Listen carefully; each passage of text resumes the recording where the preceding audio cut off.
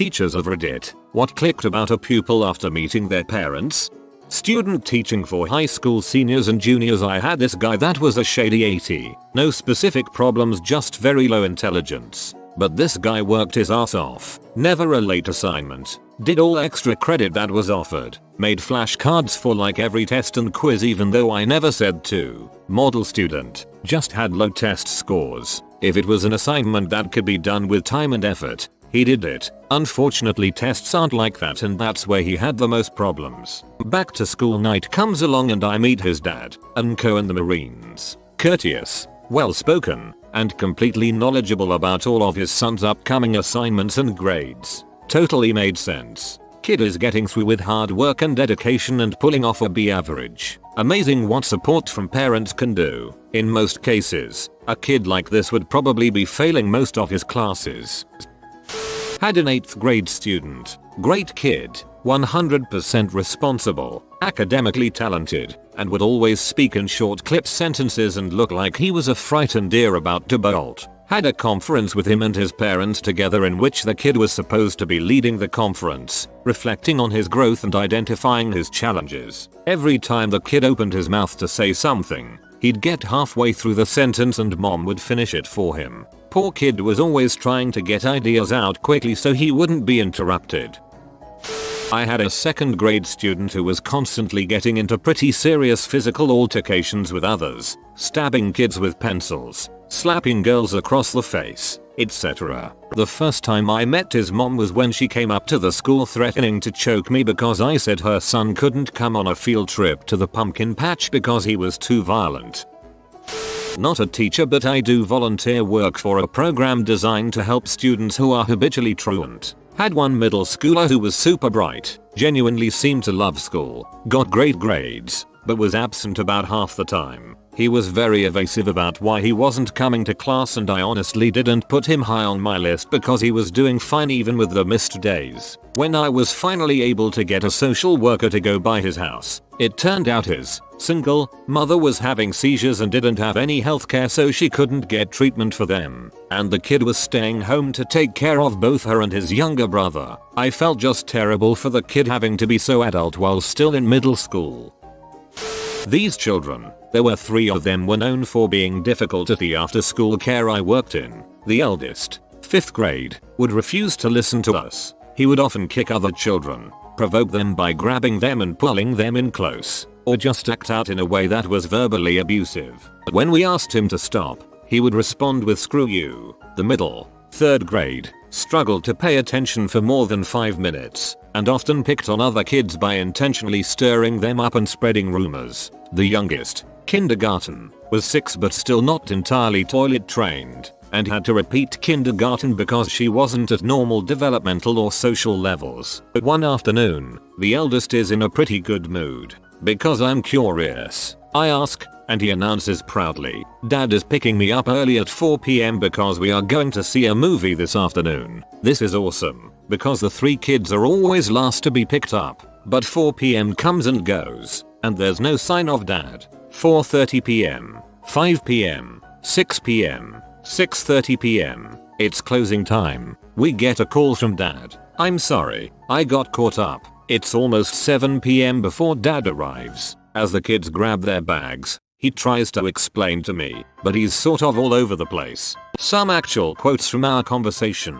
"Don't tell the kids, but I'm so gone right now. I stayed back with some mates and had some drinks. Investment banking is stressful, so you look forward to Friday. So, you'd be, what, 20 now? What's a young pretty thing like you doing working so late on a Friday night?" He offers to slip some cash to me and my co-worker for the extra time. My mate is driving us home. I only trust some of my mates with the new Porsche. The nail in the coffin was when eldest asked Dad, "I thought you said we were going to see that movie tonight," to which he replies simply, "Oh, yeah, sorry mate, I forgot." And at that moment, I realized that these kids were being told over and over and over, "You don't really matter that much to me."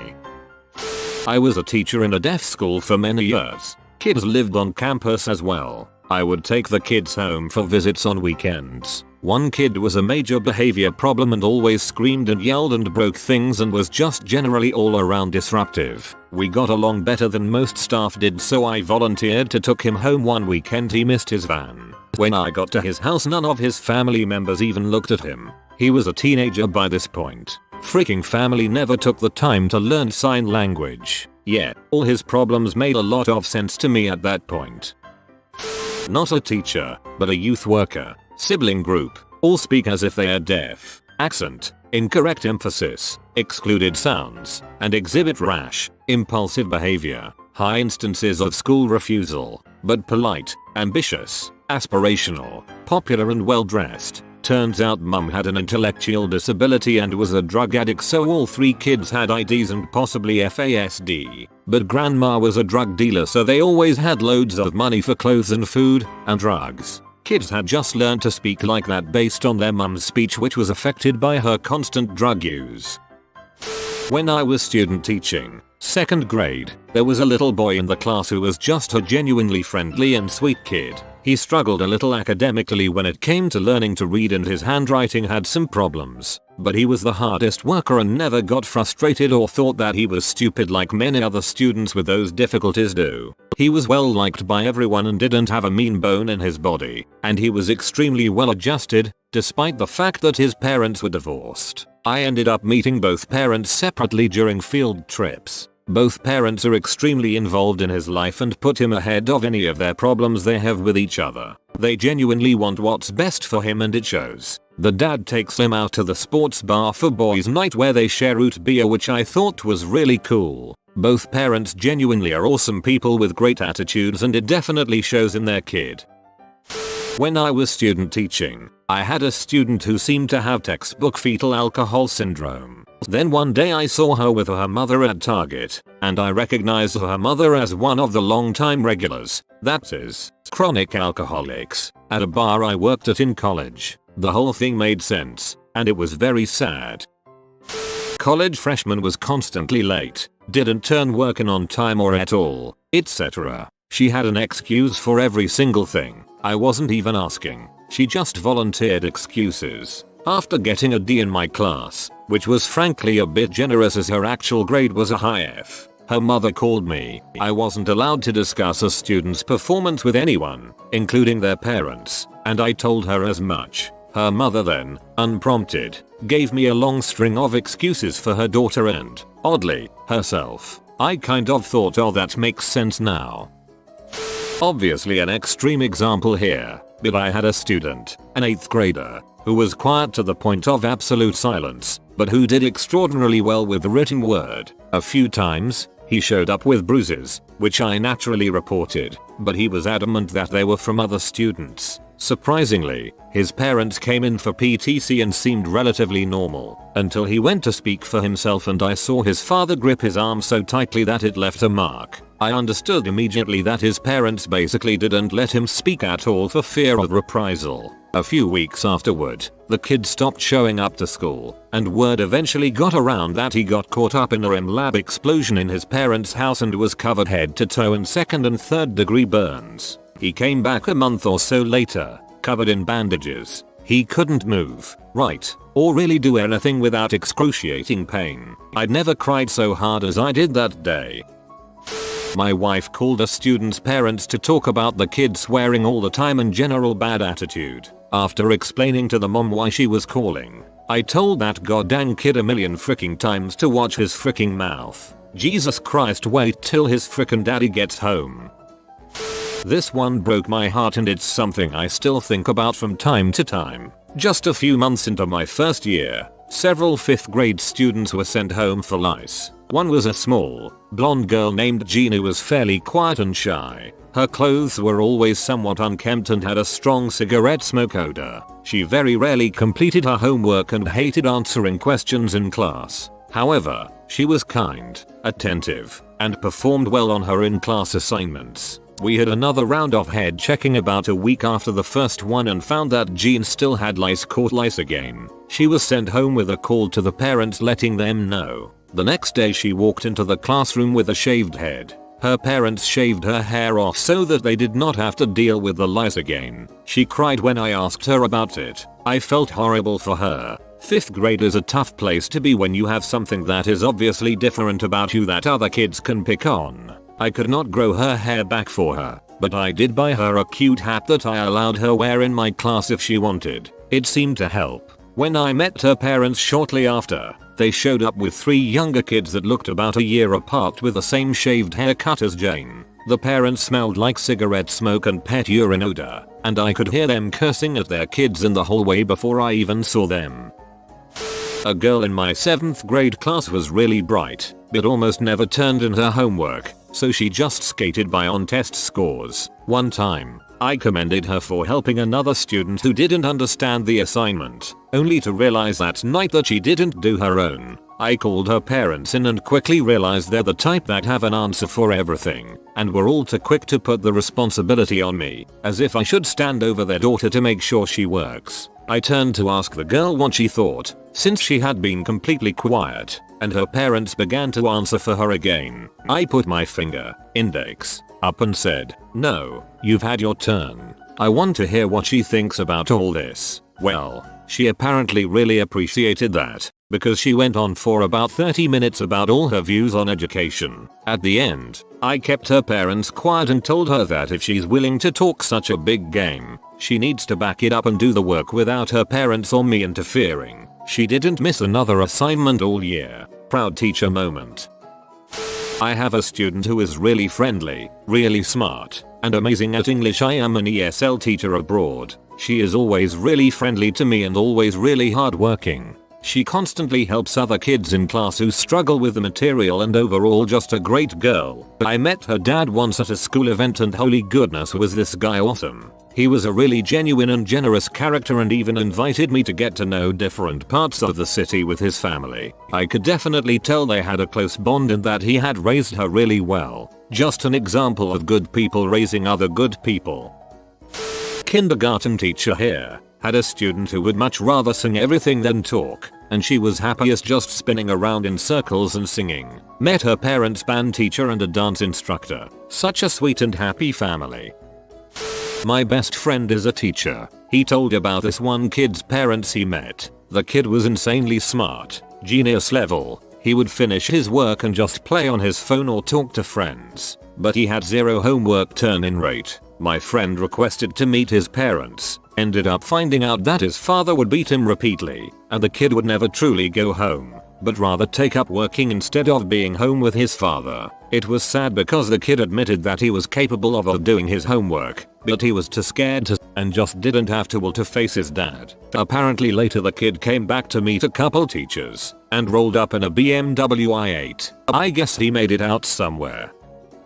This is from back when I was doing my student teaching. There was a girl in one of my classes that never did any work in class, turned in her homework late, and would ignore huge projects until literally the last minute and then ask to come in for help every day at lunch after school to make up for the missing work. Eventually I caught her cheating on a quiz. I took her quiz, gave her a 0, and told her that cheating wasn't allowed. About a week later, we had parent-teacher conferences. The girl came with her mother, who took out every assignment that had been graded and handed back, and proceeded to argue with me over individual points. Things along the lines of, well, she spelled it all right, so that deserves some credit, right? Or she circled the right answer, so she should still get some credit when that right answer had been crossed off and then another answer had been selected. This took nearly an hour to go through. Finally, the mother brought up the quiz, and I told her about the cheating. The mom said, well, you should give her some credit on it. She was pretty clever to think of that trick.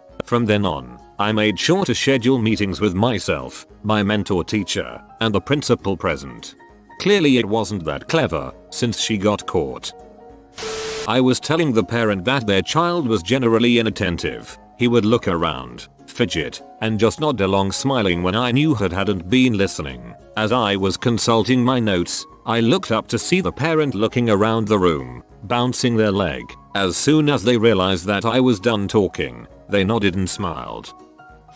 Not a teacher but a student. In kindergarten we had this kid who was really odd and smelled funny, but he seemed cool, so we would hang out at recess. I had a birthday party and it was only supposed to last maybe a few hours. All of the kids but him went home fairly early, but it was really late and his parents still hadn't showed up. I was getting tired and wanted to go to bed, so my parents set up some blankets for us in the living room and we had a sleepover. At 2 AM his parents finally show up. After multiple calls with no answer, instantly I realized what was up. Even as a small child I knew these parents were the definition of white trash. They reeked of alcohol. My mom's side of the family is full of alcoholics, so I knew what it smelled like. They also told some story about how they had new tires of their car and the speedometer showed the wrong speed and they got pulled over and some other BS. It all clicked why he acted so odd and why he smelled. It was cigarette smoke. At the start of first grade he never showed up, and then like a month into the year he was there for a few days. Then randomly in third grade he showed back up again for a few weeks. I never saw him again after that. I looked him up on Facebook a while back and it looks like he is following in his parents' footsteps, falling into every white trash stereotype. I asked my parents about this kid a while ago and they said that the reason he wasn't with us in school for a few years is that he got taken away by Child Protective Services, which my mom called. Then he came back the few times because that's when his parents got him back, but he was taken away again and that's why he left us. I feel bad for the kid because at first he was really nice, but over time as I saw him again he became more mean and rude. Such crappy parents. One of my students is safe playing. He won't try any new ideas while doing maths and would frequently look out to applying some formulas. I used to think that he genuinely is less creative than others, but at times, particularly when playing games, he would show bursts of real brilliance. When I met his mother, it clicked why. The mother burst into tears saying she was afraid what would happen if the child would fail. She really desperately wanted him to succeed, and because of this desire has all but closed his chances of success. He is so afraid of failure that he doesn't even try. Had a kid that you looked at and it was very much a lights are on but nobody is home sort of feeling. I teach high school, so sometimes that's just the phase they are in, but this one was basically living perpetually in that mode. Kid has an IEP, Individualized Educational Plan, which is a legal special education doc. I can't reveal what was in there, but it was, suffice to say, generic. So it feels like there are pieces missing. Days go on. This kid is the gold standard of something is up. Completely illegible handwriting to the point it doesn't resemble writing. You ask about what we are doing in class and the answer is so random and off task that if the kid didn't look and act fairly childlike for their age you would assume hardcore drug use. But this kid, if anything, had Ralph Wiggum genes and didn't know what drugs were. Mom comes to back to school night, which is supposed to be 5 minutes with a class of parents. A nice how do you do and everyone moves on. She corners me, immediately starts telling me about her concerns that I don't fully appreciate her miracle baby who was mute until 8, didn't walk until 4, walked backwards first, and had an IQ of about 60. They told her this kid would never make it in school and didn't. I think you just couldn't tell anything was ever delayed, because this is a miracle. That's why she blocked all mention of those conditions from the documents, because people would never guess otherwise. Miracle. When the word miracle comes up from a parent it always explains a lot. You found my secret gold statch comment. Gold for me, and you can have some, maybe. If you are new to the channel, you can subscribe. I publish new videos every day. Until then, check another video, or don't. Either way, have a great day you magnificent people.